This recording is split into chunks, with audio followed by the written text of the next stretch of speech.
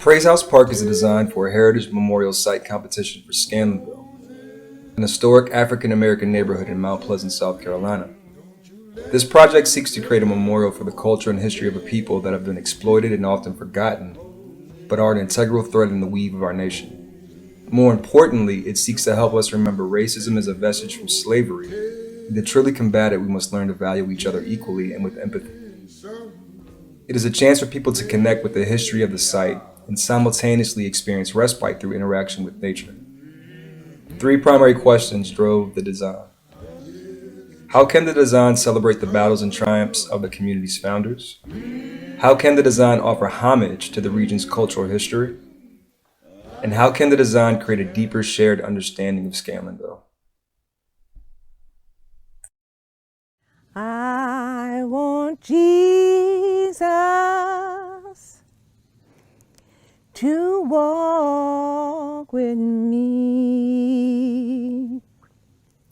when I'm on my lonesome journey. Lord, I want Jesus. I want Jesus to walk with me.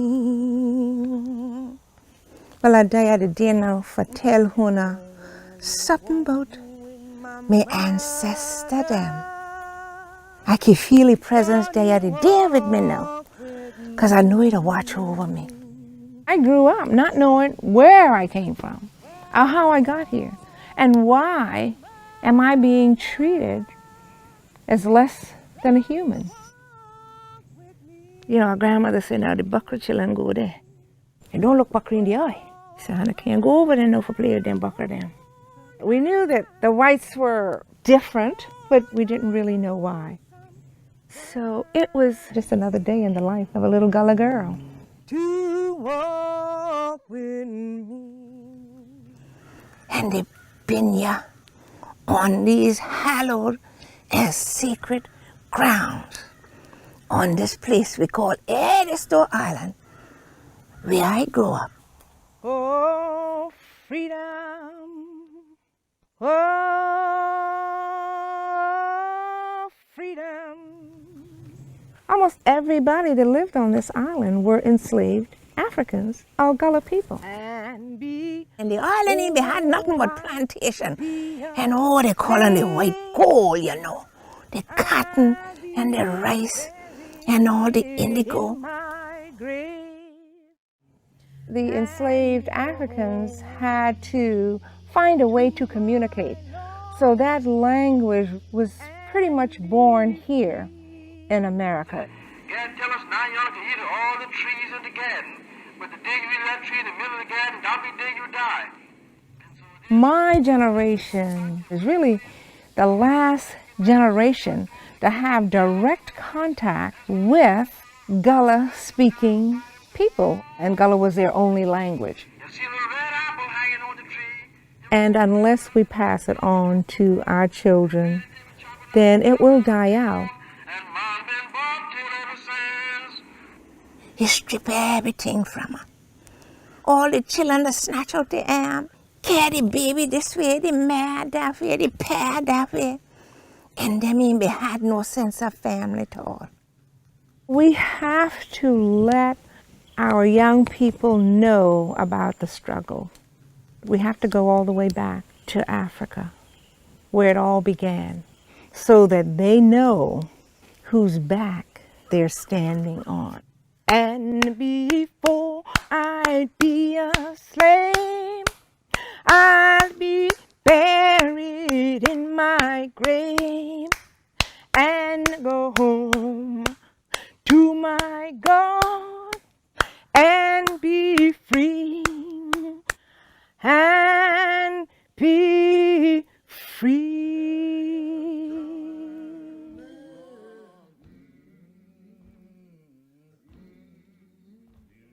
The program of landscape architecture at North Carolina Agricultural and Technical State University engaged in the Designing Our History competition. The primary goal of the competition was to create a heritage-based public space in Scanlonville, a neighborhood within Mount Pleasant, South Carolina. The primary questions presented by the competition were organized into 3 categories. Memory. How can this park create a permanent record of Mr. Scanlon and the original families of the community? Can the design bridge modern sentiment and our inescapable history? Monument. In a neighborhood of large-scale houses within a city full of historical markers and memorials of all scales, how can a small park stand out? What would create a memorable visitor experience? How can its focal point become an icon in a city crowded with icons? What elements of structure or lighting could make the park something drivers notice as they commute over our ancestral land from new suburbs to downtown Charleston? And nature. How can a planting palette and landscape design celebrate our history of curated but unconfined landscapes and shared or communal space in a city given over to the exclusive precision of gated formal gardens?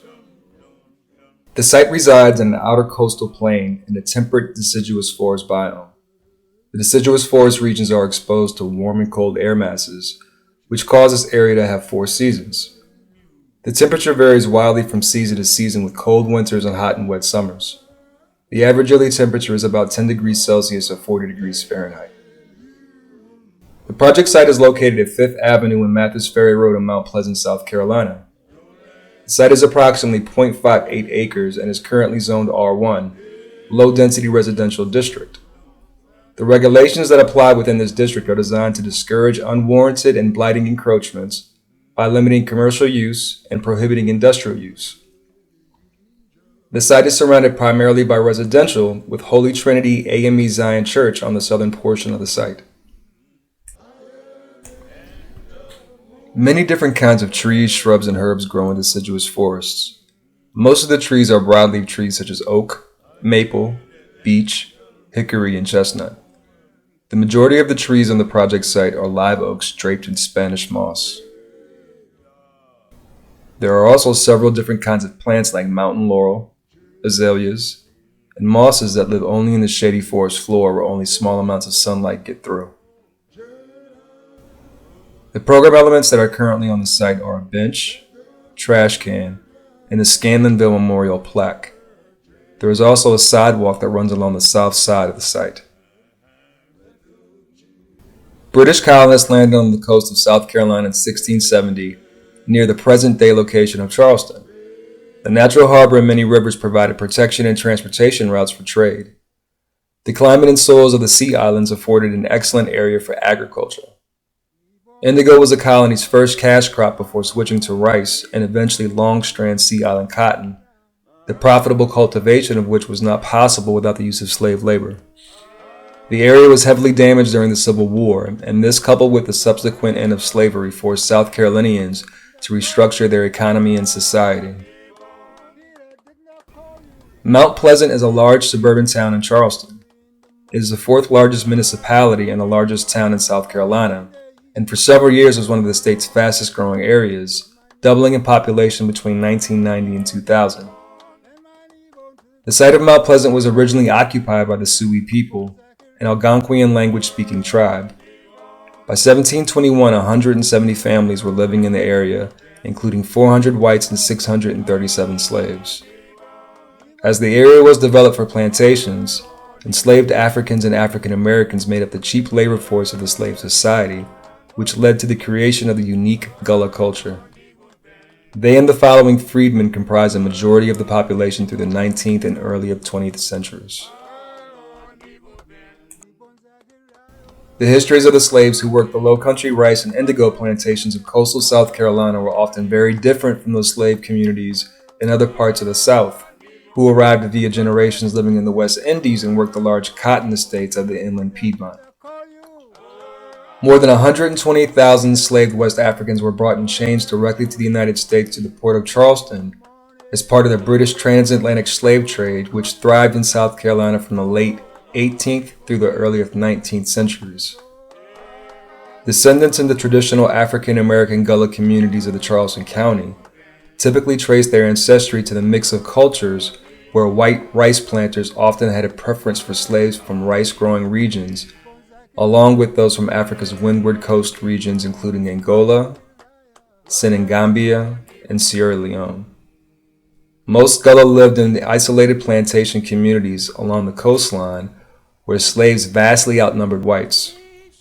This provided a sense of independence and made it easier for many to retain their African cultural and community traditions associated with language dialects, foodways, oral history, religious practices, and toolmaking. Today, the Gullah descendants continue to live a spiritual life that influences every aspect of their lives. They believe in the dual nature of the soul and spirit. In death, one's soul returns to God, but the spirit remains on earth to live among the individual's descendants.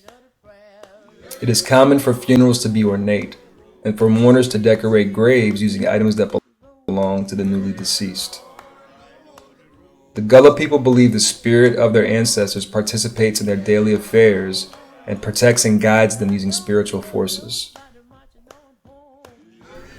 Scanlonville, now hemmed in by new homes, was once home to one of the area's most popular black beaches, Riverside Beach. From the 1940s to the 1960s, where jazz and R&B giants such as Duke Ellington, Count Basie, B.B. King, and James Brown performed at the waterfront pavilion. Now, all that remains of the beach is an historical marker across from Remley's Point boat landing. The newly emancipated Gullah residents of Charleston County, like those in other parts of South Carolina, quickly realized land ownership was the key to political and possibly later economic equality. While most freedmen lacked the individual capital to purchase property, a few enterprising groups in counties such as Charleston and Clarendon with large African American populations banded together to form cooperative societies for the purchase of former white-owned plantation lands. The development of Scanlonville is one such enterprise. In 1868, freedman carpenter John Scanlon purchased the 614-acre Remley's plantation that was bordered by the Charleston Harbor and the Wando River. The property was previously owned by Paul Remley, who died in 1863. Scanlon founded the Charleston Land Company that allowed 100 African American men to pay $10 shares and purchase large tracts of land. The land was divided into 2-acre farm lots and half-acre town lots. By 1870, former slaves who desired to own land could purchase towns or farm lots.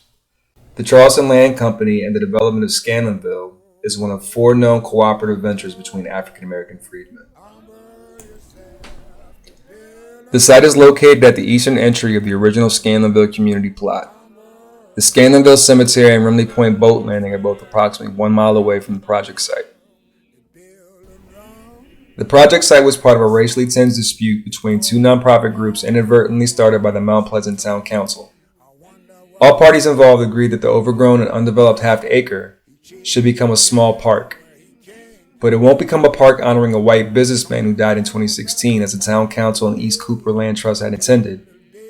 Instead, the land will be used to honor John Scanlon, a freedman who bought the former Remley plantation in the 19th century and sold subdivided properties to freed slaves, creating Scanlonville. This is a sketch plan of a park proposed for the site by Seaman Whiteside. The park was initially meant to be a memorial to the company co-founder Kenneth Seaman. This sketch shows the park being named after Scanlon founder John Scanlon. Praise houses were generally simple clapboard structures built by the slaves themselves. Meetings in the praise house usually occurred on weeknights rather than on Sunday mornings. The simple architectural aesthetic of the praise house mirrored the non-liturgical style of the slave religion. Enslaved Christians favored empty space over altars, kneelers, pulpits, and sometimes even chairs and pews. The resulting sparseness provided the slaves more room for ring shouts, often during all-night sessions of prayer and song. Frederick Law Olmsted recalled visiting one of South Carolina rice plantation where the master had attempted to provide the plantation praise house with seats having a back rail, only to be informed by the slaves that this would not leave them room enough to pray. The pattern and architecture of the sweetgrass baskets heavily influenced the design. When creating a sweetgrass basket, strands of grass are gathered and coiled together in spirals that are wrapped by a weaving material. When examining this process in 3 dimensions, the wraps can be seen to create golden spirals around the coiled grass bundles. The golden spiral is one of the sacred geometries that connect us to each other and everything in our world. It can be found throughout nature and in the ratios and proportions of the human body. The entire universe is believed to be a huge spectrum of circles.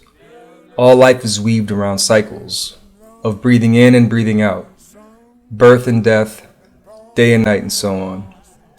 Everything exists in one harmonious system, and the key to realizing and appreciating this unity lies in nature itself, within the form of the golden spiral, also known as the divine proportion.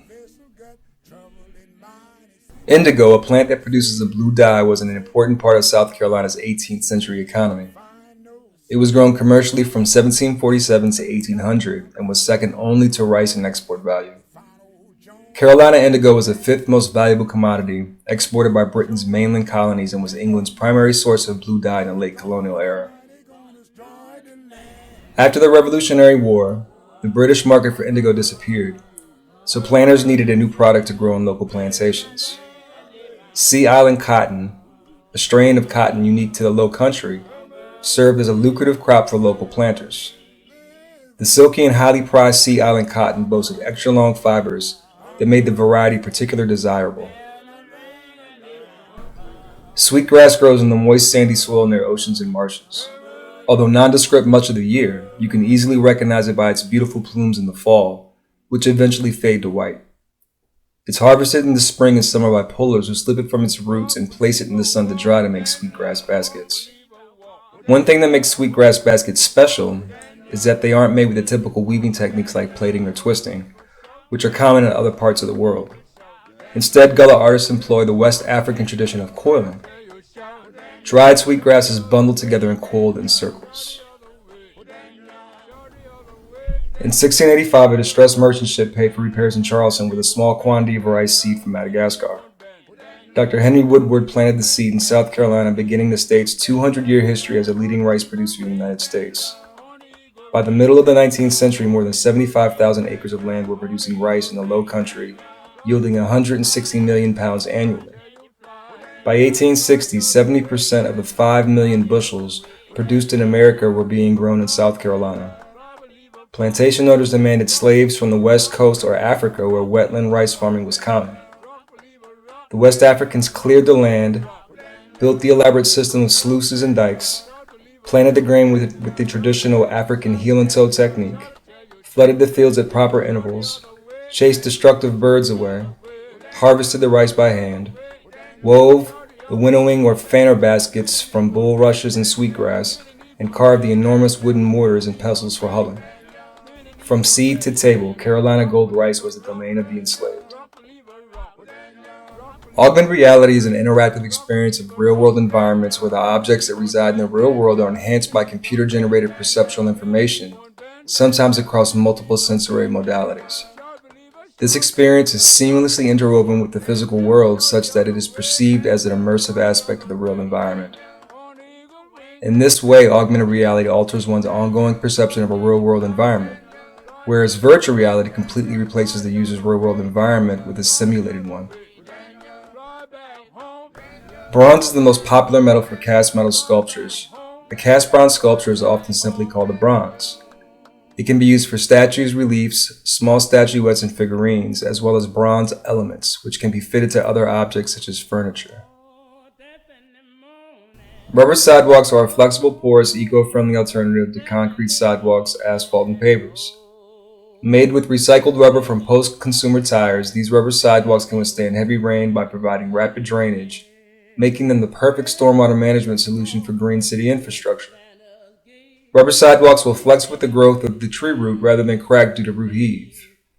In addition, the porosity of rubber sidewalks allows water to penetrate into the subsoil where it nourishes tree roots below ground, encouraging deep rooting, reducing cracking and heaving, and making trees less likely to blow over in strong wind gusts. Rubber sidewalks can even be installed directly over tree roots without damaging them or hindering the tree's growth. This material would be used as a surface for the primary walkways in the design. Plastic lumber is a fairly new product made from recycled milk bottles and other similar containers and plastics. In addition to decking, it can be used in a wide variety of projects. It has several advantages over traditional solid wood decking, including extended longevity and resistance to rot. Plastic decking is also maintenance-free, maintaining essentially the same appearance throughout its life. Recycled plastic decking, unlike wood plastic composites, is made from 100% plastic, eliminating the tendency of composites to break down over time due to the wood fiber component. Since it is a solid material, not layered, there is no blistering or peeling. Plastic wood is made with up to 90% recycled plastics.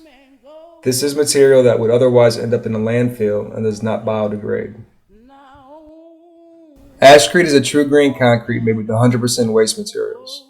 The dense matrix prevents deleterious solutions from penetrating into the matrix, and the mechanisms that can cause conventional concrete to deteriorate are not present.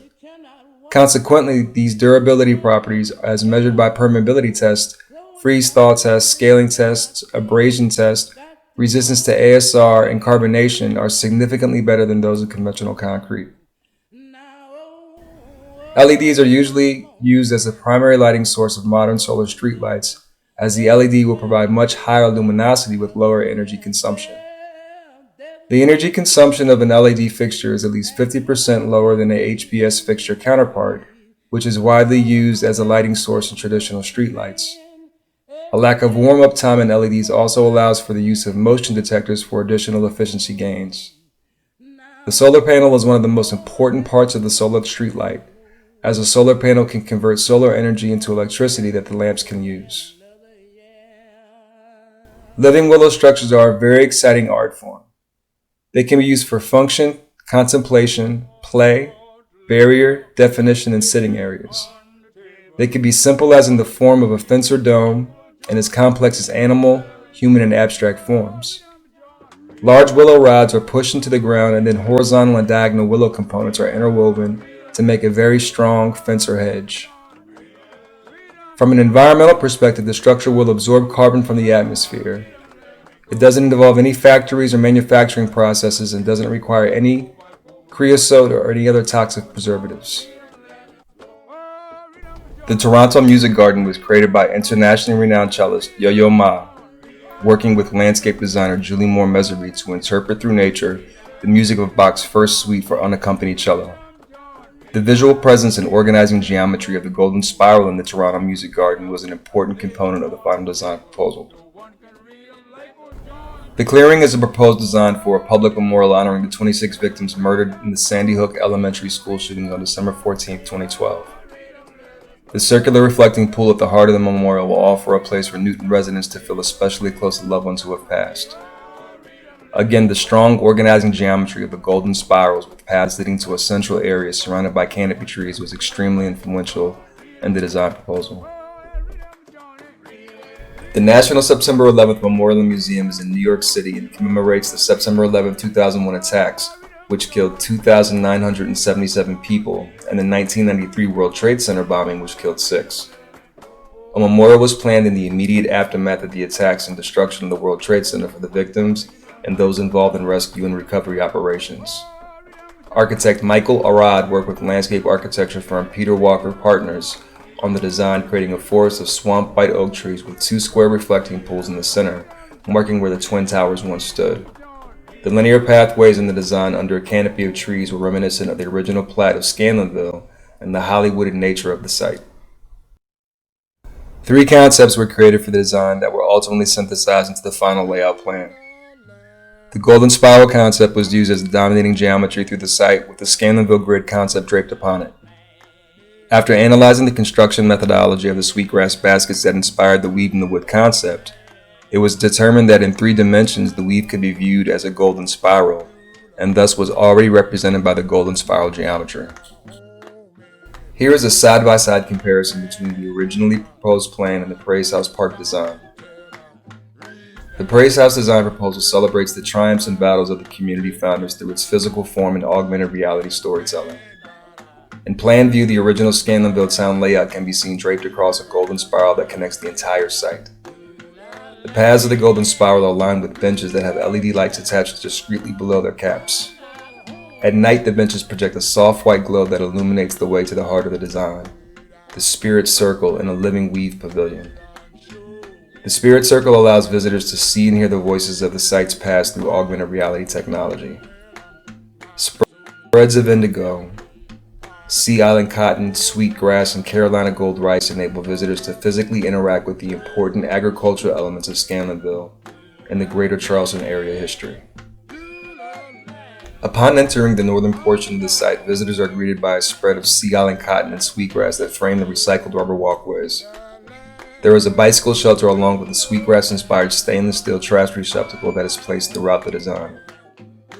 In connection with the cultural history of the praise house used by the Gullah people, the park is conceived as being a large praise house with a sculptural physical manifestation of the facade to a praise house on the south side of the design. The Gullah led a spiritual life that influenced every aspect of their being.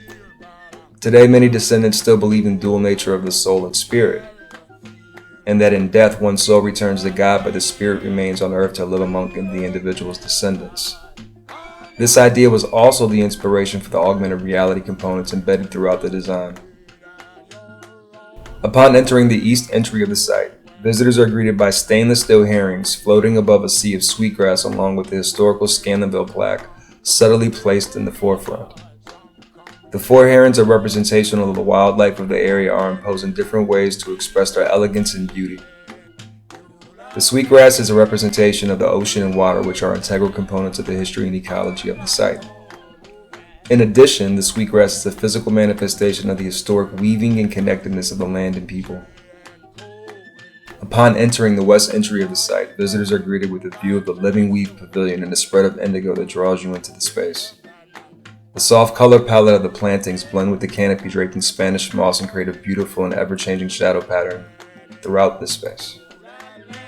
The Gullah and gold sculpture is representation of the importance of the knowledge and strength of the West African slaves that cultivated and harvested Carolina gold rice that led to Carlson leading rice production in the United States for 200 years. The sculpture would be augmented, allowing it to come alive virtually and tell its story to visitors. The tones of the bronze blend in with the warm glow of the landscape and create compelling shadow patterns that dance across the sculpture.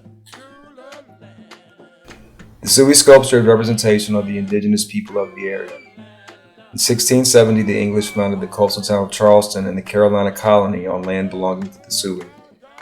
The Sioux, or Islanders, were a Native American tribe that were indigenous to the area. The town flourished from trade with the Sioux and neighboring tribes. The sculpture would be augmented, allowing it to come alive virtually and tell the story to visitors. The Gullah Uman sculpture is placed in a bed of indigo and greets visitors near the heart of the design, the spirit circle.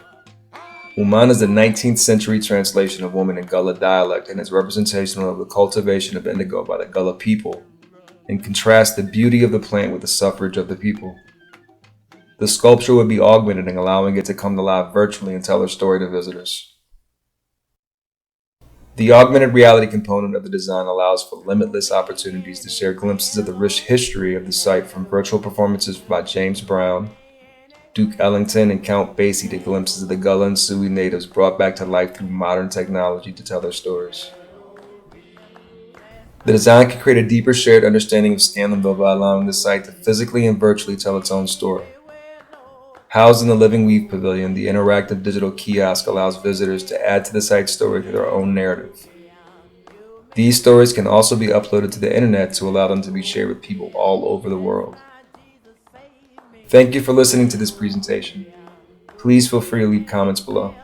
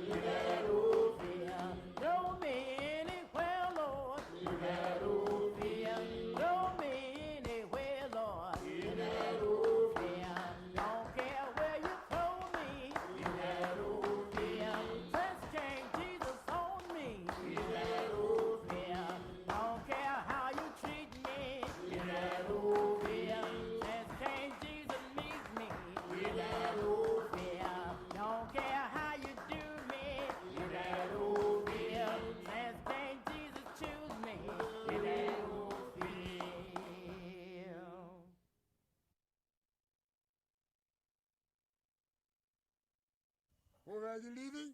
Oh, do as you leaving. Poor as you leaving. Poor boy.